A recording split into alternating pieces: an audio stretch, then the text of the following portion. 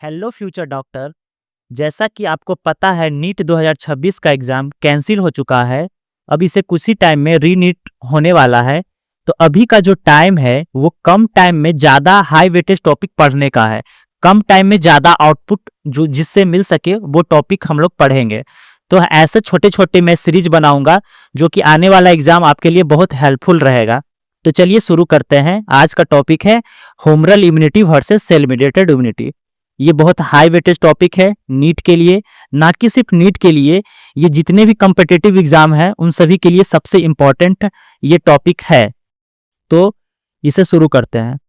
मैंने पहले ही आपको इम्यूनिटी को पढ़ा दिया था कि टू टाइप्स के होते हैं, एक इन्नेट इम्यूनिटी होते हैं और एक एडप्टिव इम्यूनिटी होते हैं। यहाँ पे ओवरव्यू आपका दिया हुआ है। एक है इन्नेट इम्यूनिटी, पहला लेक्चर में मैंने बताया, सेकेंड लेक्चर में एडप्टिव इम्यूनिटी के बारे में बताया। तो शुरू करने से पहले एक बार रिकॉल करते हैं अच्छे से। रिकॉल ऐसे नहीं करेंगे, एक स्टोरी के जैसा समझ के रिकॉल करेंगे। जैसे हमारा इम्यून सिस्टम टू पार्ट में डिवाइड है, एक इन्नेट इम्यूनिटी में, एक एडप्टिव इम्यूनिटी में।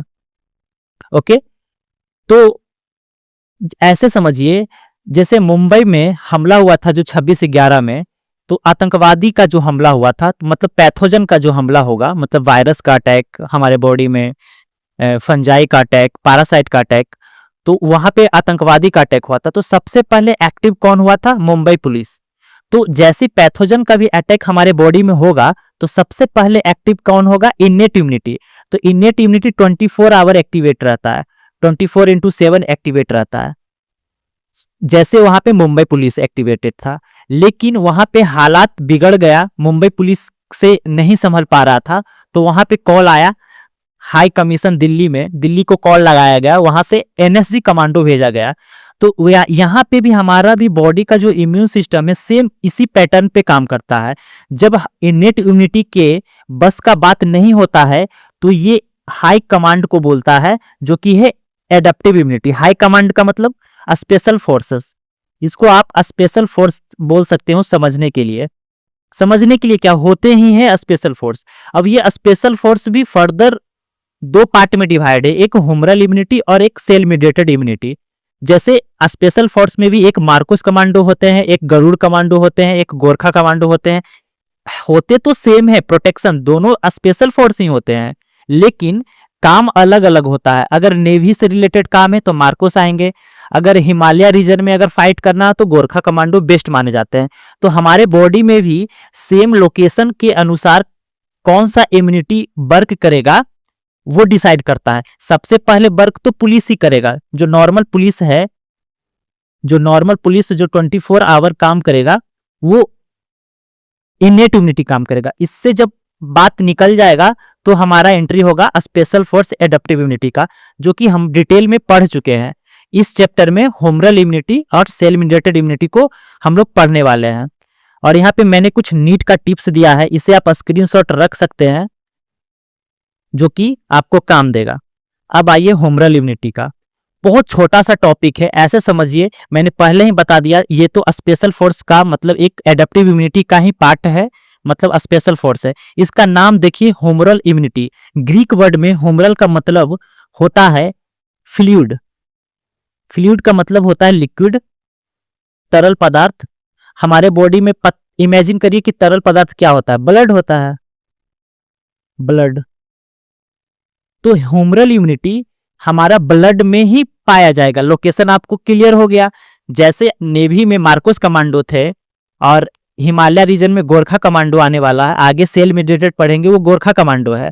अब ये ब्लड में, तो ब्लड में कोई भी पैथोजन एंटर करेगा तो ह्यूमरल इम्यूनिटी ही मारेगा, मतलब बी सेल। अब यहाँ पे देखिए बी सेल, अब बी सेल कहाँ पे हुआ था फॉर्मेशन? हम लोग पहले देख चुके हैं, बोन मैरो में होता है।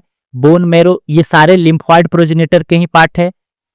लिम्फॉइड प्रोजेनेटर में B cell, T cell, natural killer cell हम पहले ही लेक्चर 2 में देख चुके हैं, अब वो बार बार देखना सही नहीं होगा। यहाँ पे डायरेक्ट देखिए कि मैच्योर बी सेल जब ब्लड में पैथोजन आता है तो mature B cell plasma cell में डिवाइड होता है और एक मेमोरी सेल में डिवाइड होता है। ये प्लाज्मा सेल एंटीबॉडी रिलीज करता है। और एंटीबॉडी, जो 5 तरह के एंटीबॉडी हमारे बॉडी में पाए जाते हैं, ये भी आपको याद रखना बहुत इंपॉर्टेंट है। मैं इसके याद रखने का एक ट्रिक भी बता दूंगा कि 5 जो एंटीबॉडी हमारे बॉडी में पाए जाते हैं वो कौन कौन से होते हैं, और इनका फंक्शन न्यूट्रलाइज करने का होता है। और ऑप्सिन पैथोजन, ऑप्सिनाइजेशन का एक प्रोसेस मैं इस चैप्टर में अच्छे से बताने वाला हूं।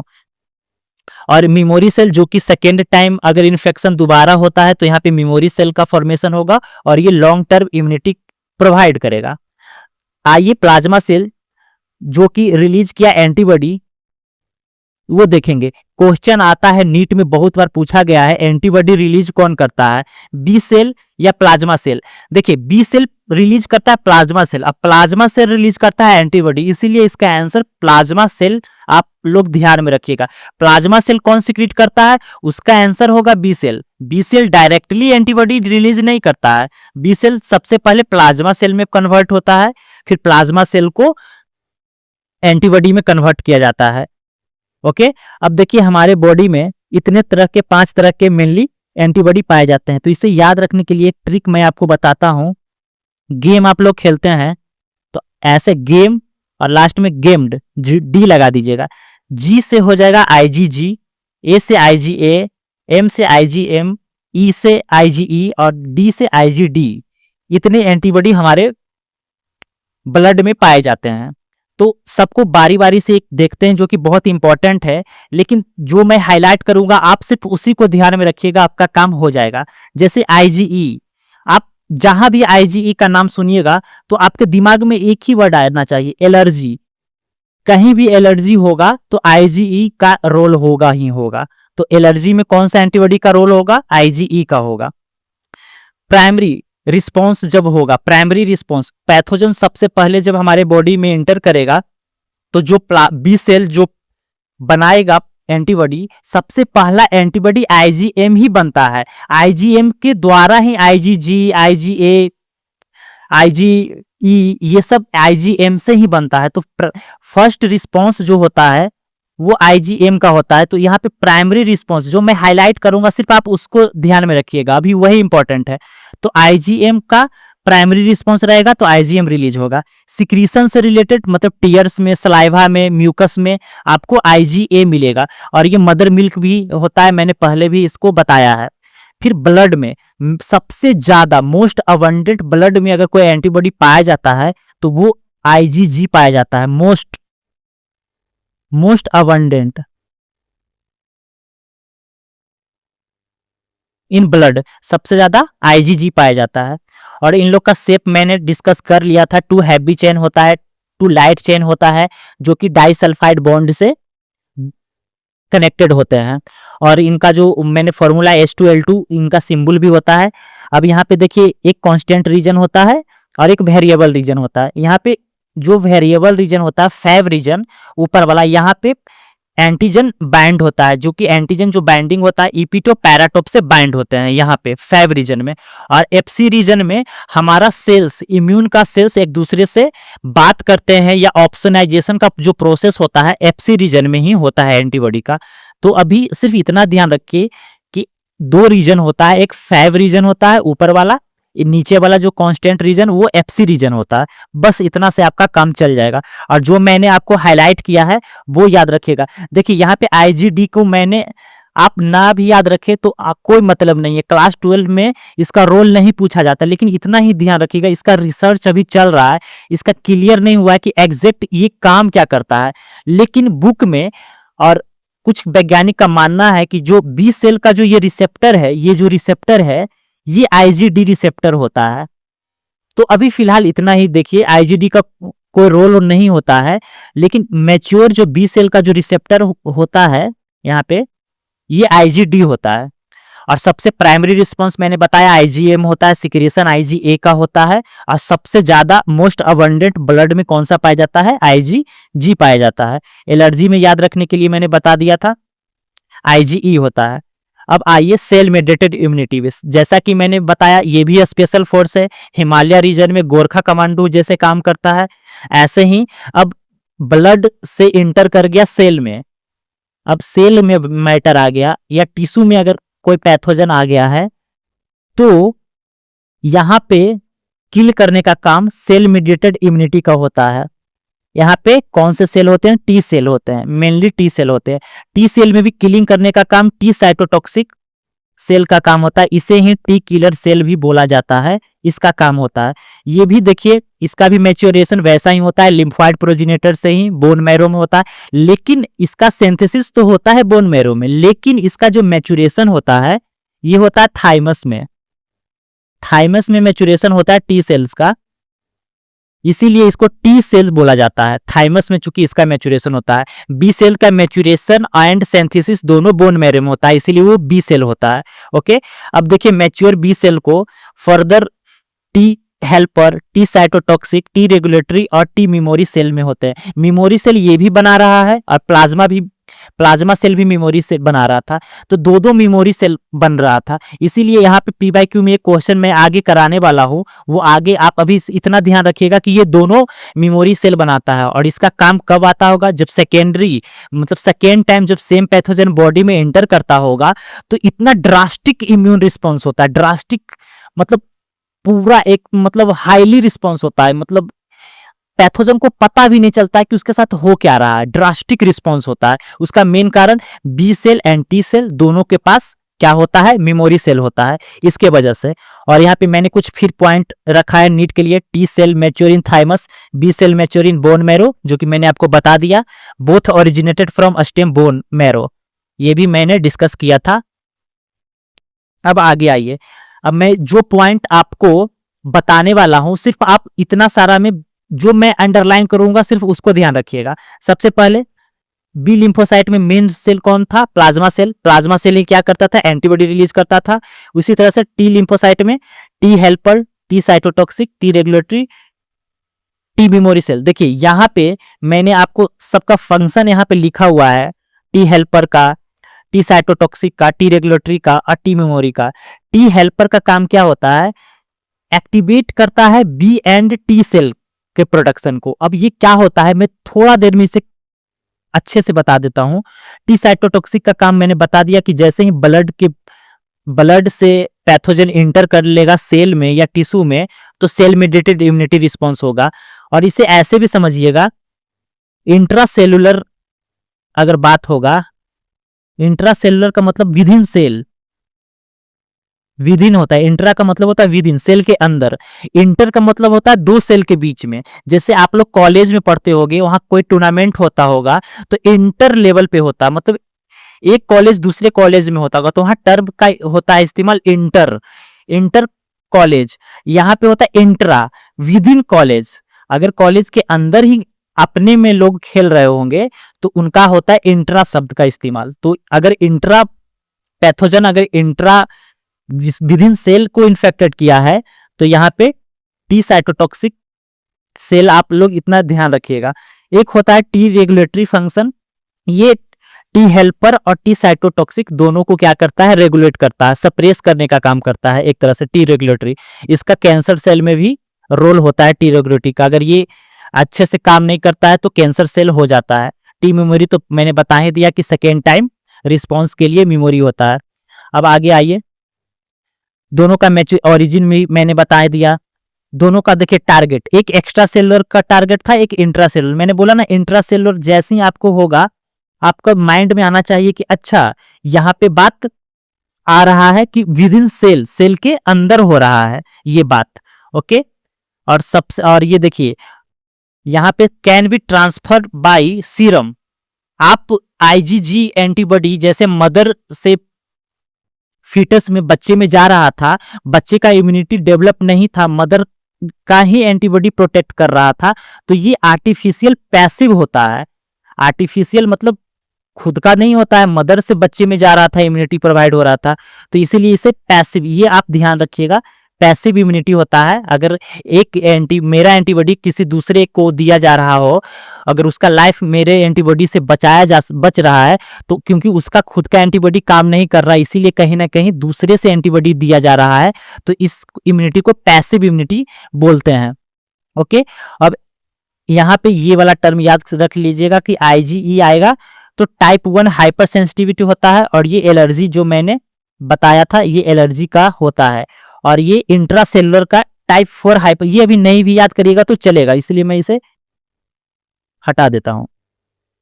अब यहाँ पे नीट का एक फेवरेट टॉपिक है, which type of immunity transfer of serum.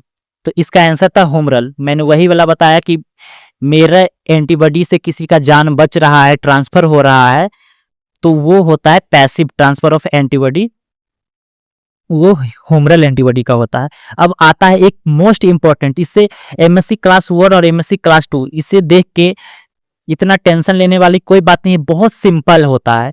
ये एमएससी क्लास 1 और एमएससी क्लास 2 आखिर होता क्या है, एक सिंपल सा सबसे समझिए। जैसे मुंबई में जो अटैक हुआ था, तो सबसे पहले मुंबई पुलिस एक्टिव हुआ था। मुंबई पुलिस से जब बात निकल गया था तो उसने कॉल लगाया हाई कमांड में, दिल्ली में, दिल्ली से स्पेशल फोर्स आया। तो एमएससी क्लास 1 और एमएससी क्लास 2 वही एक तरह से कॉलिंग लगाने का जो सिस्टम है ना, कॉलिंग लगाने का मतलब जो मुंबई पुलिस जो कॉल लगाया तो किस माध्यम से लगाया, तो हमारा बॉडी इनेट इम्यूनिटी जो नॉर्मल सेल है, सोल्जर सेल, कैसे कमांडो सेल्स को बोलेंगे, तो जो कॉल लगाएंगे मतलब कैसे उनको। अब देखो हमारे बॉडी में तो ऐसा कोई सिस्टम नहीं होता है कि हाँ हेलो कॉल लगा दिया, इसका नंबर है, एक सेल का दूसरे सेल से नंबर होता है कि देखो यहाँ इन्फेक्शन हुआ है या फिर पैथोजन का अटैक हुआ है, तुम आ जाओ, उसको कॉल लगा दिया, ऐसा तो कोई सिस्टम नहीं होता है। तो आप इसे समझिए एक तरह से कि हमारे बॉडी का जो कम्युनिकेशन होता है ना, वो एमएससी क्लास 1 और एमएससी क्लास 2 के जरिए होता है। ये डिस्प्ले करता है पैथोजन को अपने ऊपर, ये क्या करता है, डिस्प्ले करता है, दोनों डिस्प्ले करता है। चूंकि ये दोनों अलग अलग को डिस्प्ले करता है, इसीलिए इसे 2 कैटेगरी में बांट दिया गया है। डिस्प्ले किसको करता है, तो ये डिस्प्ले एंटीजन को करने का काम करता है, ये भी डिस्प्ले किसको करता है, एंटीजन को काम करने का करता है। अब चूंकि एमएससी क्लास 2 ये टी हेल्पर को डिस्प्ले करता है